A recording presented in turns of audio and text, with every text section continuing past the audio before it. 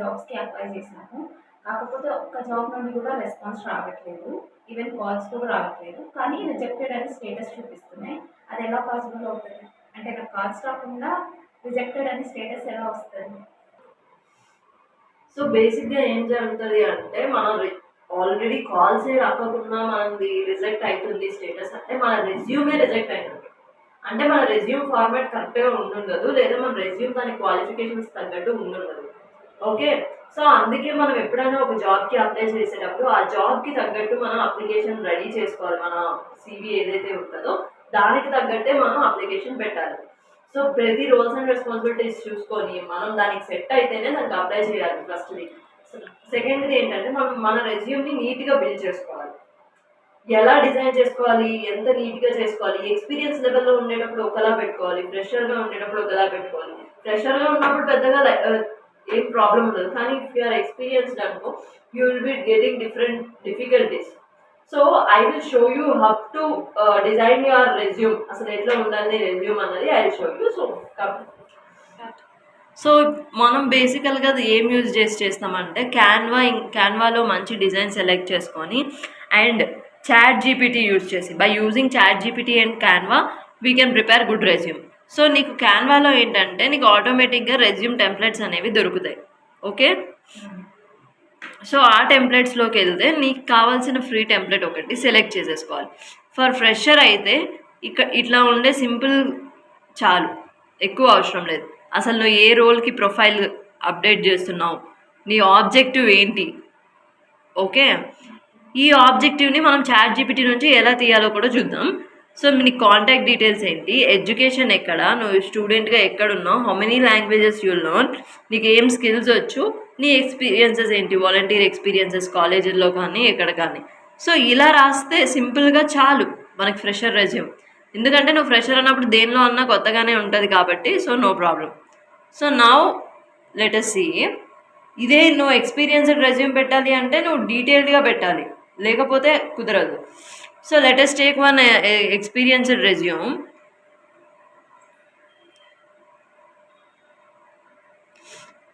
So experienced రెజ్యూమ్కి ఏంటి అంటే మీరు ప్రొఫెషనల్, నీ పేరు ఉండాలి, నువ్వు ఏ రోల్లో రైట్ నౌ వర్క్ చేస్తున్నావో ఉండాలి, అండ్ యువర్ కాంటాక్ట్ డీటెయిల్స్ ఉండాలి. So apart from this you should have your personal profile. So నీ ఓవరాల్ ఎక్స్పీరియన్స్ ఏంటి, ఎక్కడి నుంచి ఎలా అన్నది ఒకటి పెట్టుకొని, అలాగే నీ ప్రతి ఏ కంపెనీలో ఎన్ని డేస్ చేసినావు, ఏంటి ఎక్స్పీరియన్స్ అన్నది రోల్స్ అండ్ రెస్పాన్సిబిలిటీస్తో సహా ఒక సైడ్ అంతా కరెక్ట్గా పెట్టేసి ఇంకొక సైడ్ నీ స్కిల్స్, లాంగ్వేజెస్ ఏమొచ్చు, నెక్స్ట్ నీ ఎడ్యుకేషన్ డీటెయిల్స్ ఇట్లా పెట్టుకోవడం వల్ల ఏమవుతుందంటే కొంచెం అట్రాక్టివ్గా కనిపిస్తుంది, వెంటనే నీ రెజ్యూమ్ అనేది షార్ట్ లిస్ట్ అవుతుంది.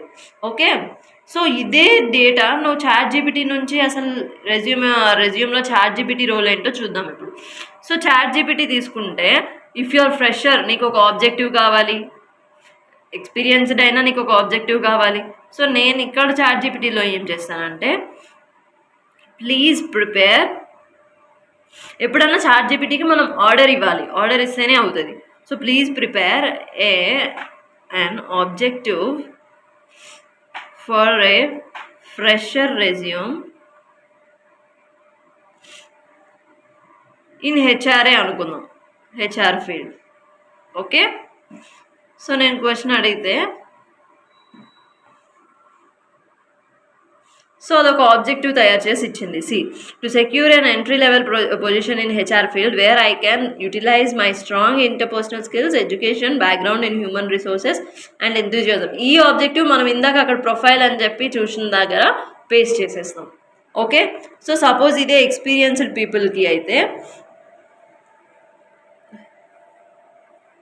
How many years of experience అన్నది రాయాలి. సపోజ్ 4 years అనుకుందాం.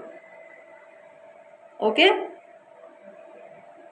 సో 4 years ఎక్స్పీరియన్స్ అని పెట్టేసి పెడదాం. అప్పుడు నీకు ఇది ఇంకొక విధంగా చూపిస్తుంది. Now seasoned HR professional with 4 years of comprehensive experience in, నువ్వు నీ కెరియర్ మొత్తం నీది ఏదైతే డీటెయిల్స్ నువ్వు HRలో చేస్తావో అవన్నీ కూడా ఇక్కడ ఇచ్చేస్తుంది. సో దట్ ఈస్ హౌ ఈ ఆబ్జెక్టివ్ ఎక్స్పీరియన్స్ లెవెల్లో పెట్టుకోవాలి. ఆ రెండింటి డిఫరెన్స్ మనం చేయగలిగితే గుడ్ ఉంటుంది. అంతేకాకుండా మనకి రోల్స్ అండ్ రెస్పాన్సిబిలిటీస్ ఉంటాయి. ఇక్కడ నీ రోల్స్ అండ్ రెస్పాన్సిబిలిటీస్ నీ టర్మ్లో సపోజ్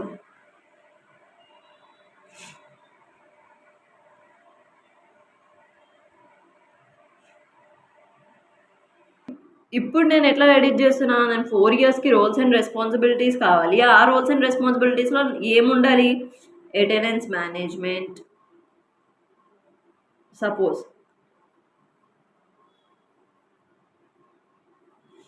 సో ఏమేమైతే నేను నా ఫీల్డ్లో ఉన్నాయో అవన్నీ నేను పెట్టుకోవాలన్నమాట, నేను చేసినవి ఏంటి అన్నది.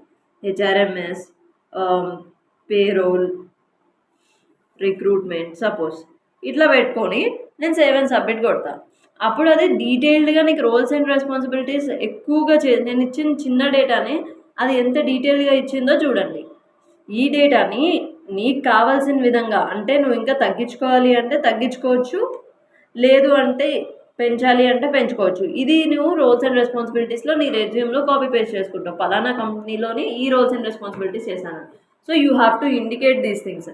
Okay, so by using ChatGPT along with the Canva designing, how you make your resume means it tracks a lot. If your resume has any fault, after uploading resume with these guidelines, you will definitely get whatever the calls from the employees. But you have to see while you are applying whether that job is applicable for me or not. Okay, so prepare your new resume with these tricks and then upload it. You will definitely get the calls. Okay, madam. Thank you.